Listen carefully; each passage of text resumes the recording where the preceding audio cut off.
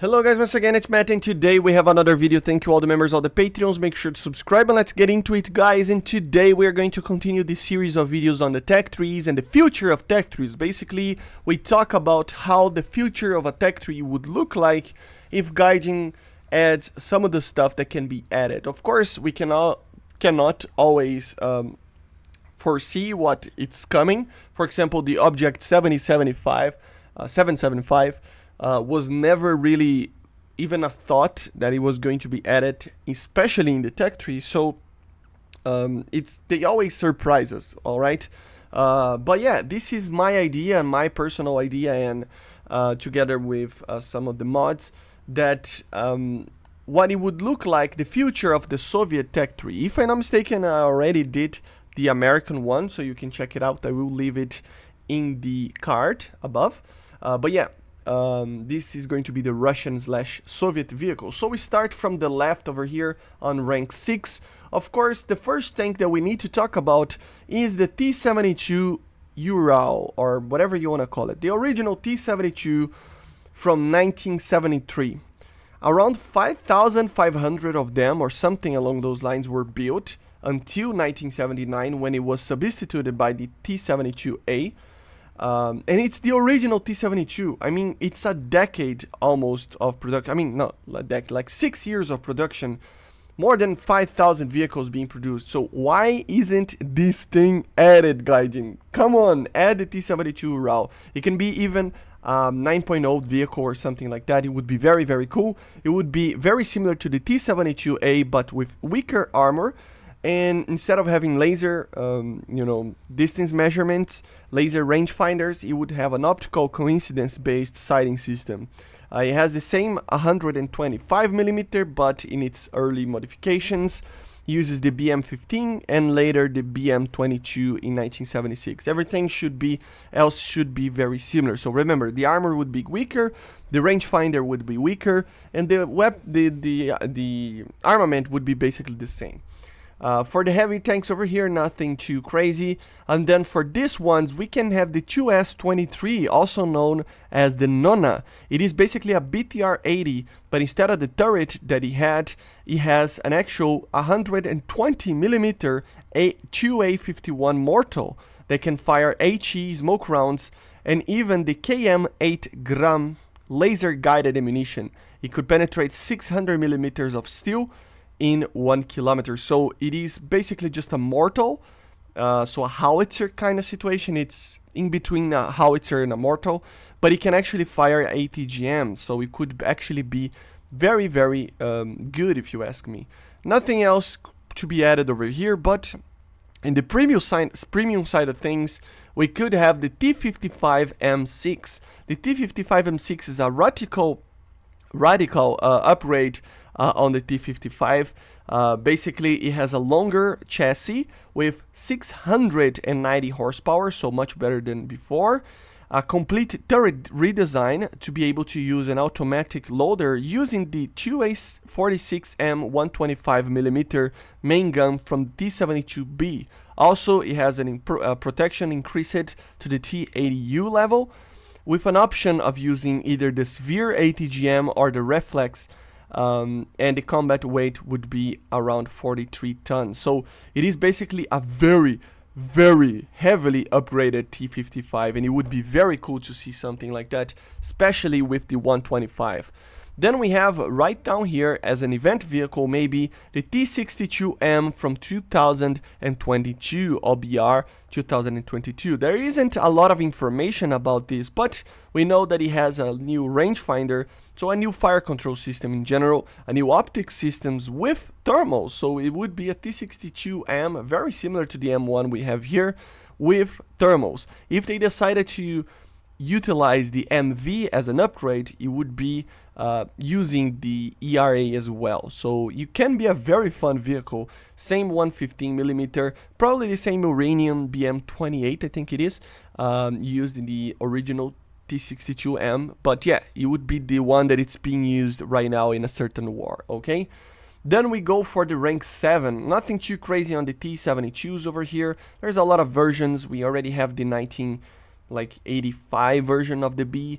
We have the 1979 version of the A, and then the 1989 version of the B as well, the T90A and the T72B3. So there's nothing too crazy over here. And even the T80s, there's a lot of them already, so I think it's fine. 2S25M, of course, to complement the original one. And then the BMD4M, modernized version of the original vehicle made in 2008, or unveiled in 2008 at least, and having a better turret integrated with the BMP3. So basically it has more armor in general, and it's using special lightweight and durable alloys, making it possible to not lose the ability to swim or be airdropped, even being, you know, having a little bit more armor, I must say. It has a more powerful engine as well, with 500 horsepower. And yeah, it basically is a unification with the BM3 in many regards, you know.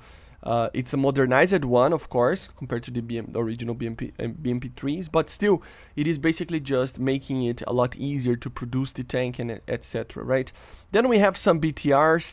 The order here can be switched. We have the BTR 90M, which is basically a prototype of an improved BTR 90, using a turret that is basically a larger one from the BMP3. So using the 100mm rifle gun together with the 9M117 ATGM. I think it's called the Bastion, I think, in Russian, but yeah. And the 30mm Shipunov cannon. And then the BTR-82A upgraded model from the original vehicle, you know, just like the BTR-80A, but just upgraded with spall liners, more armor, better night vision devices, GLONASS navigation systems, and a more powerful 300 horsepower engine. The BR of them could be changed. Everything here should be it could be changed. And of course, we could even have a normal BTR 90 over here as well. So here everything could be changed or stay the same as here, depending on the BR that they want to add it and everything like that. Then of course the BMP T-72, also known as the Terminator, an AFV, so it is an armored fighting vehicle. You know, it's a vehicle that is based on the T-72, but it has a different turret design and a hull design with a lot of armor. It has a lot of armor. It has the Ataka ATGMs, two 30mm cannons, and then grenade launchers, PKT machine guns. It is basically just an IFV, if you will, that can attack some armor based off of the T-72. So a very interesting tank, and I cannot believe that we don't have the Terminator yet. On the line of the Chrysanthema over here, we have the 9P163M1. This is an ATGM launcher based off of the BMP3, so it uses the chassis of the BMP3, and it launches in a very similar way to the Chrysanthema, its ATGM, so it can lock and everything like that and kind of be fire and forget. It uses the 9M133 missile, and it has 16 rounds, 2 crews, so yeah, it's very, very similar to the Chrysanthema S, but with the BMP being a little bit more modified and everything like that. It's like almost the same. The concourse, the BRDM2 concourse, this also can be changed depending on the performance of vehicles, but it is basically just a BRDM vehicle, the normal transport vehicle that we still don't have in the game, with a concourse ATGM on top of it. I think it's 5 missiles, so it would be very, very cool to have that. In the AA side of things, we have the Tor, of course. We added the M2 variant over here. It would be an improvement over the M1, better fire control systems, better guidance channels. In theory, depending on the version that they add, could be even allowed to fire 4 missiles at 4 different targets at the same time. But I mean, we don't need that type of performance, right? But the Tor should be added to the Soviet Union, even though they already have AA systems. I think it's kind of weird. It's like the AV-8B Plus, that it's not in the US, but it is in Italy. It's like that. The Tor is in China, but not in the Soviet Union, so it's kind of weird. Then we have the 9K33 OZA as well. Depending on the performance, this can be changed as well in order. But yeah, it's an anti-air system from the 70s that can actually target a 12 kilometer in its initial variant, and later models of the missile can actually target targets from 15 kilometers. I don't know exactly how is the performance of this missile, so they need to balance these accordingly. But yeah, it is a very good radar system, and I think it's one of the first ones of the Soviet Union to have its own proper radar and fire missiles on its own like vehicle, right? Then on the premiums and everything like that, we added the T-72B Rogatka, basically a modernized T-72B. So this is a very cool vehicle, guys.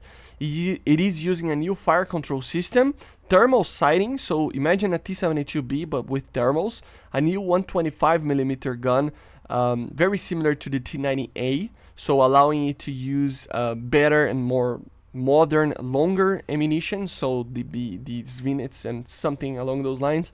1000 horsepower engine, Relic Kit, 3rd generation ERA, of course, slat armor added to the flanks, and laser warning receivers.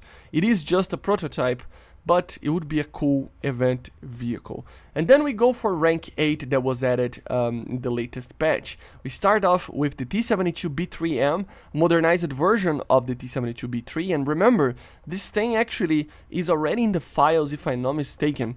But yeah, it is basically just a modernized version of that with better thermal systems together with a commander thermal system, which would be very similar to the T-90M. Everything else in armament and everything like that should be the same as the 2016 models. But however, he has protections, upgrades in ERA, basically on the back of the turret and other parts like the manlet and everything like that. So the protection overall of the tank is a little bit better, especially on the manlet, on the side of the turret or the back of the turret, the engine compartment, everything like that. So it should be a T-72B3 that we have in the game with thermals in the commander, you know, a better relic kit all around and contact 5, and then basically that. I mean, it's a very small upgrade, but yeah, it would be cool to see. And then of course the T-14, guys. We have the T-90M already. The T-14, you know what a T-14 is. It's the Armata, right? It's the new era of MBTs for the Russians. It is still in development and low production accordingly. You know, I don't know how everything is with that, but it is using right now the original 125mm, but it is an upgraded model to the 46 models that we had before. It may in the future use a 152mm gun. So yeah, I mean, in theory it can, but they're normally using just the 125. I mean, with the Challenger 3 being added, it's basically just a Pandora's box that was opened, and everything can be added if it's needed, right? So if it's ever needed, they can change the gun, or even like add the T-14 or not, you know. But yeah, 125 probably, 1,500 horsepower engine, max speed of 80 kilometers per hour.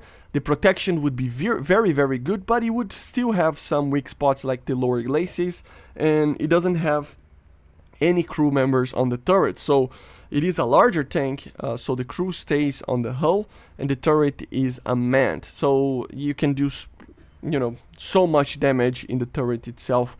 But yeah, it would be a very good tank, probably the best, one of the best tanks in the game, right? Then we would have the T-80 BVM with its 2022, or if you will, 2023 upgrade.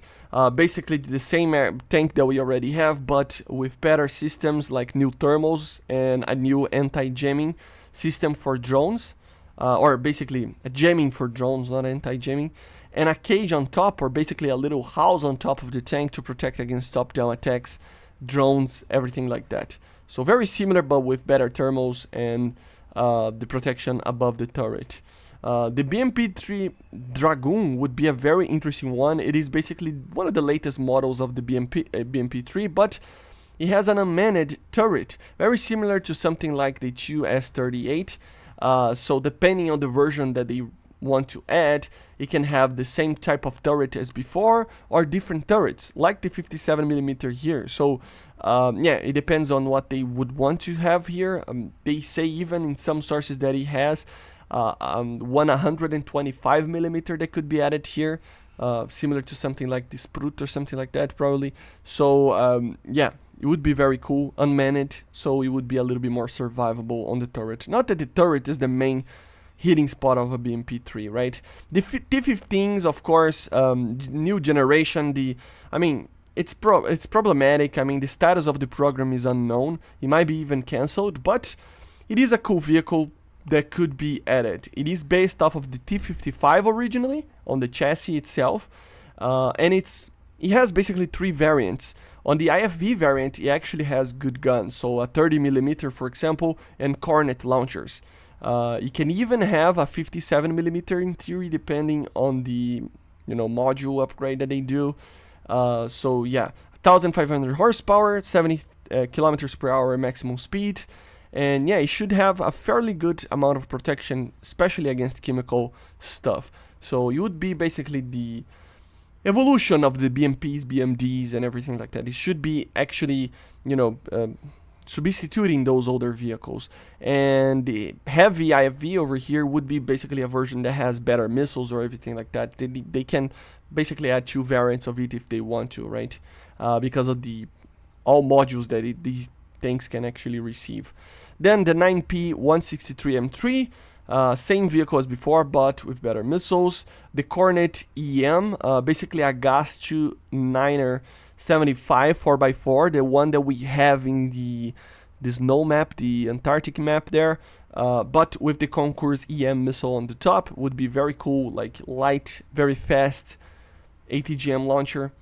Then the Panzer, there are versions of the Panzer that can be added, but I mean, come on guys, the Panzer is already the best AA system that we have in the game, so we don't need anything evolving from here, for now at least. And then we have some very interesting premiums and events or whatever they want to add it.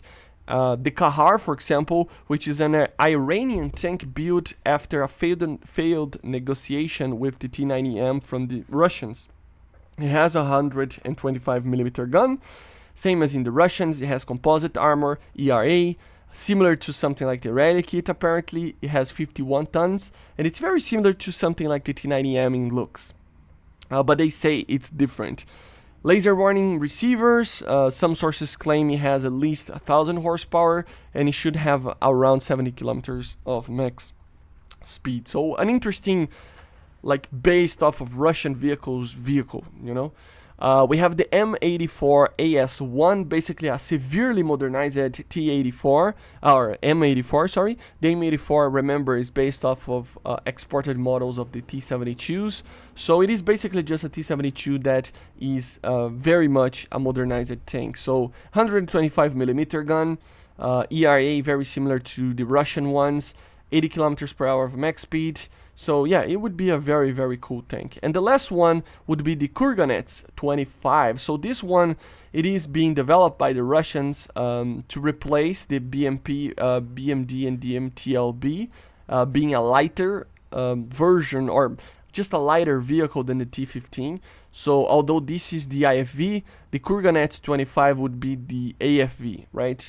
In the version that we can see, it would actually have a 30mm autocannon. I actually got everything mixed over here. The T-15 doesn't have an APC version. The Kurganets has the APC version. So sorry about that. So yeah, in its IFV version, it would have a 30mm with a Cornet missile. And even can have the 57mm as well that we talked about it before. On its APC variants, it has only a 50 cal, so it needs to be the IFV to actually be able to do something. 800 horsepower, 80 kilometers per hour, 25 tons, should be fairly good armored against chemical rounds depending on the situation. But in general, it would be a very weak vehicle in armor, So remember, T-15, it's the heavy IFV, and the Kurganets would be the lighter one. So this is based off of a T-55, very heavily modified with the chassis and everything like that, with very good ATGMs and everything like that.